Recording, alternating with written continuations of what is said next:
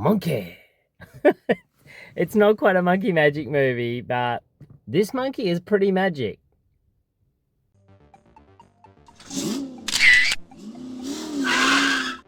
G'day, it's Adam here again with another quick instant movie review for you. So tonight I caught The Monkey.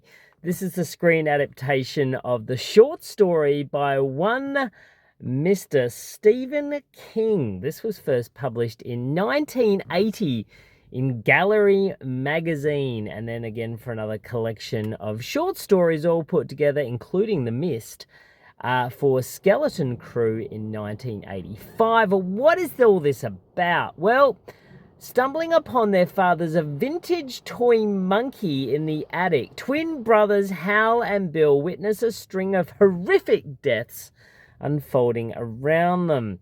In an attempt to leave the haunting behind them, the brothers discard the monkey to pursue separate paths over the years. However, when inexplicable deaths start to resurface, the brothers are compelled to reunite, rekindle, and embark on a mission to permanently eliminate this cursed doll. So this film was written and directed for the screen by Osgood Perkins, who you might remember last year gave us the amazing Longlegs starring Nick Cage. Now, Stephen King, it always is a thing, isn't it? Whenever any of his films get adapted, he's got something to say. Well, for this one, he said it is just batshit insane. This film stars Theo James, who we probably remember from the Divergent series, unfortunately, but was also great in The White Lotus and in the Gentleman series, the adaptation of the Guy Ritchie film. Osgood Perkins, interesting. So he, for this one, decided to change the tone. James Wan and Atomic Monster really wanted to make a serious film, but Osgood Perkins reckons, I'm going to make this something a little bit more fun and fantastical. Tatiana Maslany is also in this one, who was amazing in She-Hulk, and Adam Scott makes a very brief appearance in this, as well as Elijah Wood. It's about a $10 million budget for this film, which is money extremely well spent, because this is an absolute cracker of a black comedy. With horror elements. I laughed so much in this film. If you like things such as Final Destination, Happy Death Day, Bodies, Bodies, Bodies, I suppose, like there's been some really cracking dark comedies which have come out over the past 10 or so years. I think this one really just sits alongside it being one of the best, to be honest with you. Sorry about the big squeaky car park, by the way, that I'm currently sitting in. Probably adds to the scariness of it all. But, you know, sitting in this film tonight, I didn't really know what to expect. You know, I know Stephen King films can go either way.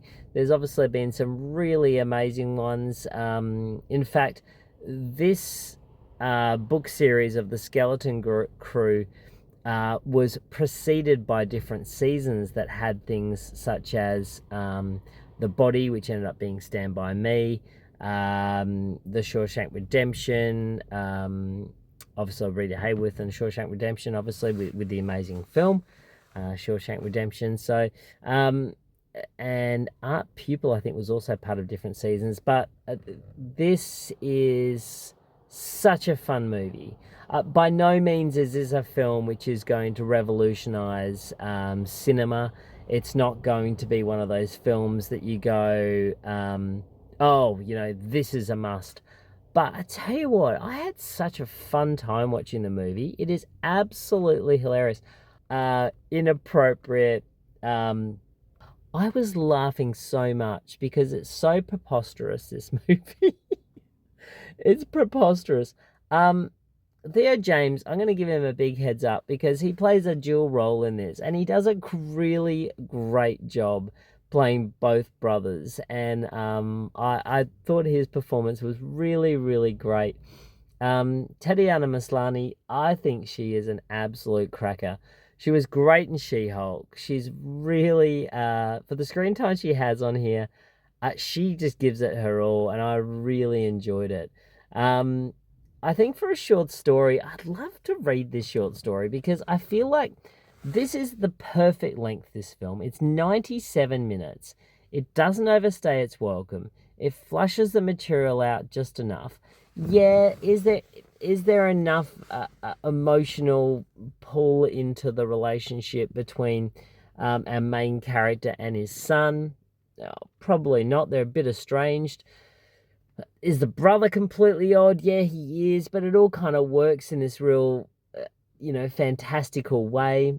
I don't know. I just really enjoyed tonight's cinema trip because I wasn't sure what I was going to get. The monkey is so disturbing. In fact, fun trivia. So the producers and Osgood Perkins had to change the monkey from cymbals to a drum because Disney actually owned the rights to the monkey with the clapping cymbals, which was what was in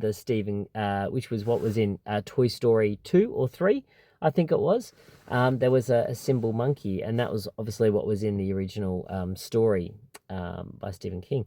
The other reason why Osgood Perkins wanted to make this film a little bit more dark and sinister is because of the way that his parents died, which is so weird that he keeps bringing this one up. But obviously, Anthony Perkins, the very famous actor who's probably most well known for being Norman Bates in Psycho, died of pneumonia as related to AIDS. But then his mum was one on the first planes that hit the two towers, the trade center back in the day. And surreal. I think the first thing that he said was, is that a thing that can happen? So he's a guy that's had some pretty serious trauma over the years. And yeah, so I suppose for him to put a little bit of a comic tinge on this is really good. I mean, Longlegs had some really surreal, funny moments, but was more of a tense, taut, disturbing psychological thriller. This one is a more full-on black comedy, and I had the best time watching The Monkey. And I want to give a massive heads up to the editing team on this. So the editing team on this is Greg New and Graham Fortin. So these guys edited a really, and I think the editing is extremely important in a horror comedy.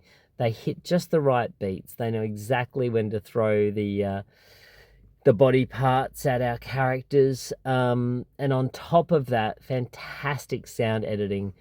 Jesse Barden, who did this sound editing, really great. Like the sound of the key turning, of knives being sharpened, of the drum and the drumsticks, and the sound of the monkey, and just the heft and the weight and the sound that's involved in that. It was just really good. I was extremely impressed. So the sound is fantastic. So go and see it. It's called The Monkey. It's now screening all over the place. And I would give it 7.5 out of 10. Go and catch it. That is it from me for tonight. What scary toy film is your favorite? Do you have a favorite? Is it Annabelle? Is it Chucky? Is it... what's the other one? Is it a Gizmo? I mean, Gizmo was more of a creature, really. So, I mean, I'm not going to put Gizmo into the mix.